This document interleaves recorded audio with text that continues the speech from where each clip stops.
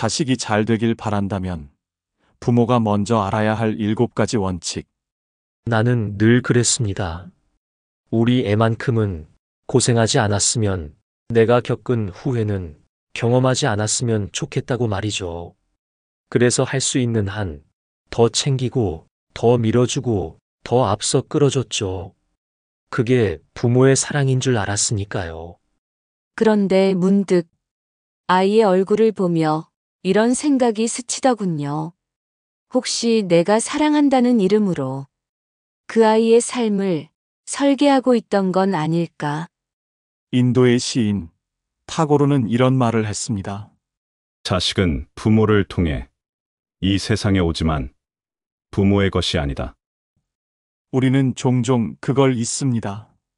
자식이 내 분신 같고 내가 못 이룬 걸 대신 이뤄주길 바라고 내가 옳다고 믿는 길로 가게 만들고 싶어지니까요. 그럴수록 아이는 점점 숨이 막히고 자기 삶이 아닌 부모가 그린 답안지 위에 살아가게 됩니다. 독일 철학자 쇼펜하우어도 말했죠. 자식은 부모의 거울이다. 하지만 부모는 그 거울을 너무 자주 닦으려 한다. 좋은 부모란 거울을 깨끗이 닦아 억지로 반짝이게 만드는 사람이 아니라 그 거울 안에서 아이 스스로를 똑바로 바라보게 해주는 사람 아닐까요? 우리는 자식이 무조건 잘 되길 바랍니다. 좋은 대학, 안정된 직장, 연봉 높은 직업. 그런데 정말 잘된 삶이란 뭘까요? 넘어져도 다시 일어나는 아이. 혼자 있어도 흔들리지 않는 아이. 누구 눈치 보지 않고 자기 생각을 말할 수 있는 아이. 그게 진짜 잘 사는 삶 아닐까요? 결국 자식의 성공은 부모의 욕심이 아니라 부모의 통찰에서 시작됩니다. 이 영상은 그 이야기를 하려 합니다. 부모가 먼저 돌아봐야 할 7가지 통찰, 그리고 아이에게 평생 외우게 해야 할 삶의 문장들. 당신의 아이를 위해, 그리고 그보다 먼저 부모인 당신 자신을 위해. 나는 공부가 좀 부족해서 일반 대학 나왔는데 너만큼은 공부 잘해서 의대 가야 하지 않겠니? 나는 음악하고 싶었지만 현실이 그걸 허락 안 하더라. 너도 그런 건 취미로만 해. 세상은 그렇게 만만하지 않아. 부모의 이 말 안에는 사랑이 담겨 있습니다. 하지만 그 사랑이 어느 순간 욕심이 되고 욕심은 어느새 아이의 선택지를 지워버립니다. 그 아이가 정말 원하는 게 뭔지는 묻지 않은 채 내가 살아보지 못한 길을 대신 걸어주기를 바라는 것. 어쩌면 그건 사랑이라는 이름을 가진 조용한 강요일지도 모릅니다. 노자는 말했습니다. 가장 좋은 다스림은 마치 존재하지 않는 것처럼 조용한 것이다. 부모도 마찬가지입니다. 아이의 삶에 과하게 개입하기보다는 필요한 순간에 조용히 뒤에서 등불이 되어주는 존재가 되어야 합니다. 피아니스트 임윤찬의 어머니는 이렇게 말했습니다. 아이의 음악성은 내가 만든 것이 아니라 그 아이 안에서 스스로 터져 나왔어요. 그 말이 참 깊이 남습니다. 내 아이를 내가 설계한 예술품으로 만드는 것이 아니라 그 아이 안에 이미 자라고 있는 가능성을 조용히 지켜봐주는 조력자가 되어주는 것. 그게 진짜 부모 아닐까요? 우리는 종종 자식을 통해 내가 이루지 못한 것들을 잃어보려 합니다. 하지만 잊지 말아야 할 건 자식은 나의 업적 보완이 아니라 완전히 다른 영혼의 여정을 걷는 사람이라는 사실입니다. 그 아이가 내 기대와 전혀 다른 길로 가더라도 그걸 축복해 줄 수 있는 용기.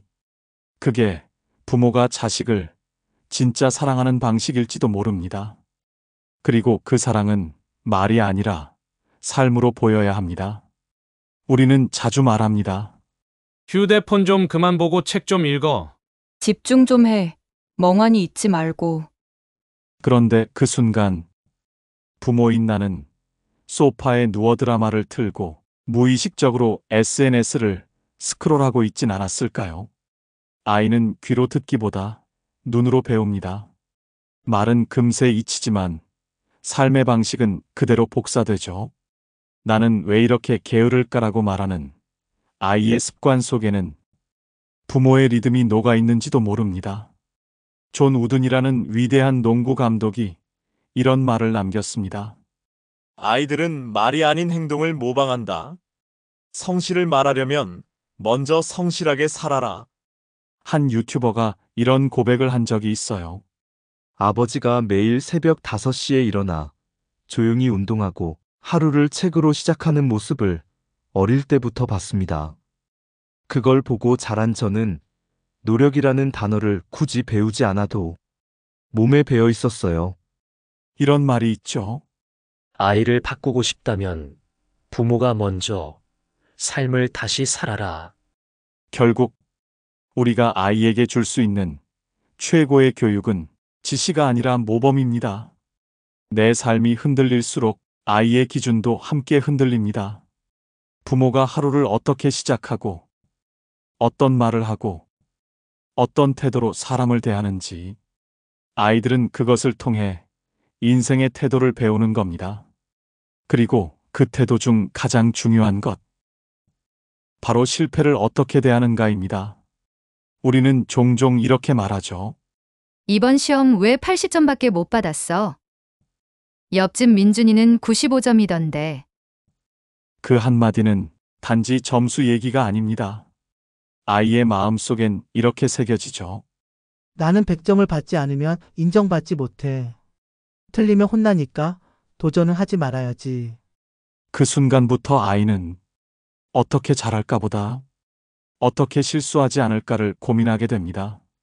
실패를 경험하지 않은 아이는 도전을 두려워하게 되고 결국 스스로의 한계를 넘지 못한 채 작은 세계 안에 자신을 가둬버리게 되죠. 하버드대 심리학자 앤젤라 더크워스는 말했습니다. 실패를 두려워하지 않는 아이가 결국 회복 탄력성이 높은 성인으로 자란다. 스티브 잡스도 처음부터 천재는 아니었습니다. 리드 칼리지를 중퇴하고 자신이 만든 애플에서 쫓겨나는 수모까지 겪었죠. 그런데 그 과정 속에서도 그의 양부모는 한결같이 말했습니다. 실패하든 말든 내 선택을 믿는다. 부모가 실패를 두려워하지 않으면 아이도 삶을 두려워하지 않게 됩니다. 괴테는 말했습니다. 모든 성장은 고통을 통과한다. 그러니 부모가 아이를 정말 사랑한다면 그 아이가 넘어질 기회를 빼앗아서는 안 됩니다. 실패해도 괜찮다고 말해주는 것, 실수해도 등을 토닥여주는 것, 망해도 다시 시작할 수 있다고 믿어주는 것. 그게 성공보다 더 깊은 사랑입니다. 그리고 그 사랑은 남과 비교하지 않는 눈에서 완성됩니다. 우리는 너무 쉽게 말합니다. 너는 왜 너희 형처럼 못하니? 옆집 수아는 벌써 영어 학원 2군데 다닌다더라. 이런 말들은 칼처럼 날카롭진 않지만 한 번씩 스쳐갈 때마다 아이의 자존감을 천천히 갉아먹습니다. 형이 밉고 친구가 두렵고 결국은 나 자신이 가장 초라하게 느껴지는 거죠. 그럴수록 아이는 자기 삶을 사는 게 아니라 남과 비교해 덜 불안한 삶을 살게 됩니다. 미셸 오바마는 어린 시절을 떠올리며 이런 고백을 했습니다. 엄마는 단 한 번도 누구처럼 되라는 말을 하지 않으셨다. 그 대신 내가 누구인지 스스로 생각하도록 조용히 기다려 주셨다. 비교가 빠진 사랑에는 신뢰가 자라고 신뢰가 자란 아이는 스스로 삶을 책임지게 됩니다.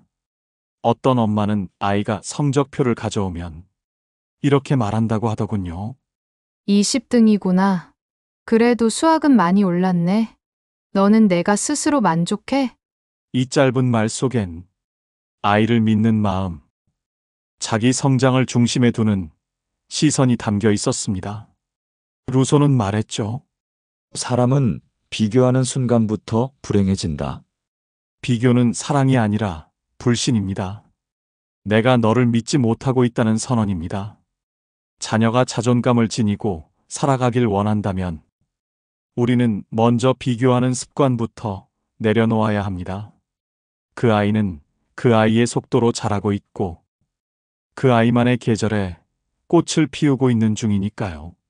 그 아이가 꽃을 피우는 방식이 꼭 빠른 개화일 필요는 없습니다.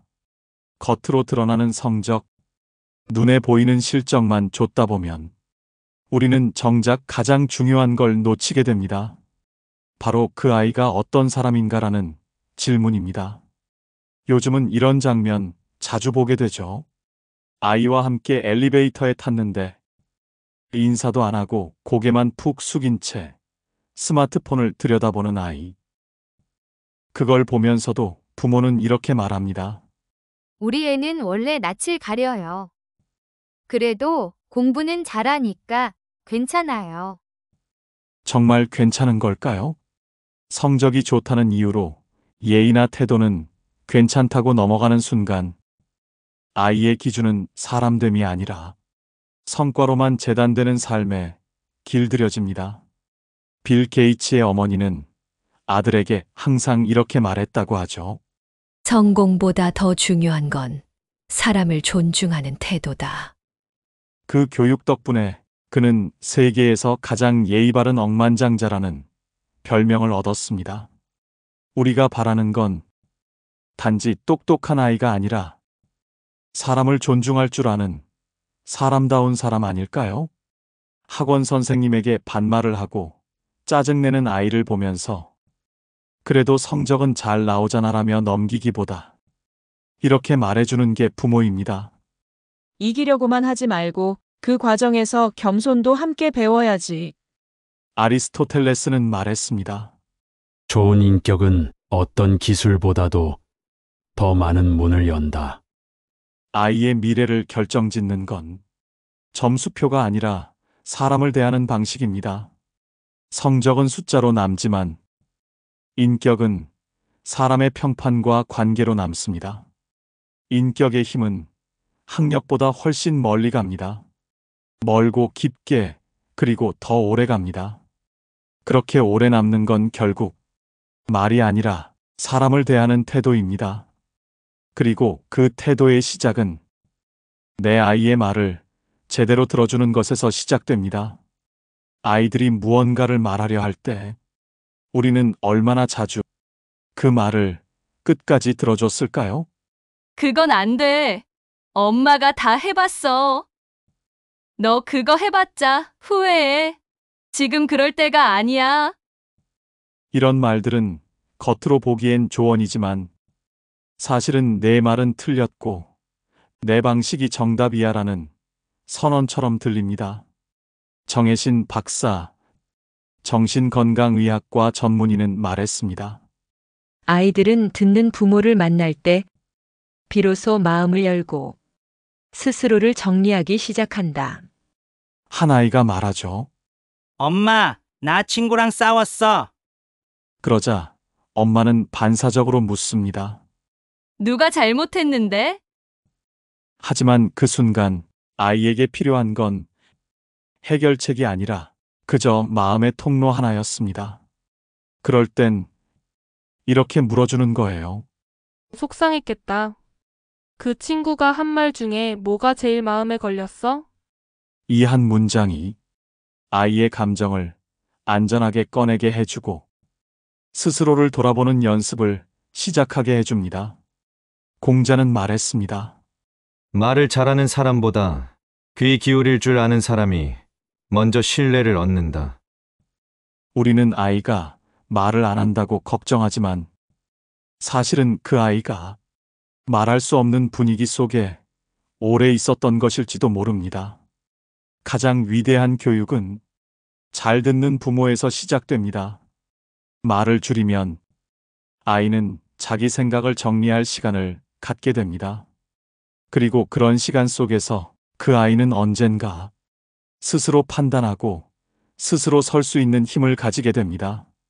그 아이가 스스로 설 수 있는 힘을 가지게 되었을 때 그 힘이 향하는 방향은 꼭 성공일 필요는 없습니다. 그런데 우리는 자주 이렇게 말하죠. 돈 많이 벌어야 해. 좋은 직장 들어가야 돼. 안정적인 삶이 최고야. 물론 그 말들은 부모로서의 진심입니다. 험한 세상에서 아이가 덜 다치길 바라는 마음이죠. 하지만 정작 아이는 그 말들이 쌓여갈수록 이렇게 속으로 되묻습니다. 그럼 나는 왜 살아야 하지? 이 삶의 목적은 돈인가 점수인가? 성공만을 향한 레일 위에서 의미를 묻는 아이들은 너무 일찍 지쳐버립니다. 빅터 프랭클, 죽음의 수용소에서를 쓴 정신과 의사는 이렇게 말했죠. 인간은 성공이 아닌 의미를 추구할 때 살아갈 힘을 얻는다. 그러니 이제는 우리가 이렇게 물어볼 차례입니다. 넌 어떤 사람이 되고 싶니? 뭘 할 때 가장 즐거워? 그걸 천천히 찾아보자. 어쩌면 우리 아이는 유명해지지 않아도, 부자가 되지 않아도 스스로의 삶에 만족하고 따뜻한 사람으로 살아갈 수 있다면 그것만으로도 충분히 잘 살고 있는 것 아닐까요? 쇼펜하우어는 말했습니다. 진짜 인생은 타인의 평가로부터 자유로워질 때 시작된다. 그러니 우리는 아이를 사회의 기준에 맞게 잘 되게 하는 부모가 아니라 그 아이만의 삶의 의미를 찾아가도록 도와주는 인생의 동반자가 되어야 합니다. 잘 되는 삶보다 잘 사는 삶을 말해줄 수 있는 부모. 그게 결국 가장 깊은 지혜이자 사랑 아닐까요? 그리고 그 지혜와 사랑은 거창한 철학이나 책 속에 있는 게 아닙니다. 아이의 말에 잠시 귀 기울여주는 시간. 실패 앞에서 괜찮다고 말해주는 한마디. 비교 대신 너만의 속도를 인정해주는 시선. 그 사소한 순간들이 쌓여 그 아이의 인생을 만듭니다. 우리는 늘 좋은 부모가 되려고 애쓰고 조바심 내고 때로는 아이를 앞서 끌고 가기도 했습니다. 하지만 이제는 이렇게 물어줄 수 있는 용기를 가지면 어떨까요? 너는 어떤 사람이 되고 싶니? 무엇을 할 때 가장 너답다고 느끼니? 그걸 천천히 함께 찾아가 보자. 고대 로마 철학자 세네카는 말했습니다. 아이를 위한 최고의 교육은 부모가 먼저 스스로를 다스리는 것이다. 당신의 말 한마디, 침묵 한순간, 조금 더 기다려주는 그 태도가 그 아이의 내일을 바꿉니다. 부모는 앞서 끌고 가는 리더가 아니라 함께 옆을 걷는 조용한 동반자입니다. 잘 되게 하려 하지 마세요. 잘 살게 해주세요. 그 시작은 바로 오늘, 바로 당신입니다. 이 영상이 당신의 마음에 작은 울림이 되었다면 좋아요와 구독으로 함께 해주세요. 우리 모두 더 따뜻하고 깊은 부모가 되어가는 여정을 같이 하면 좋겠습니다. 감사합니다.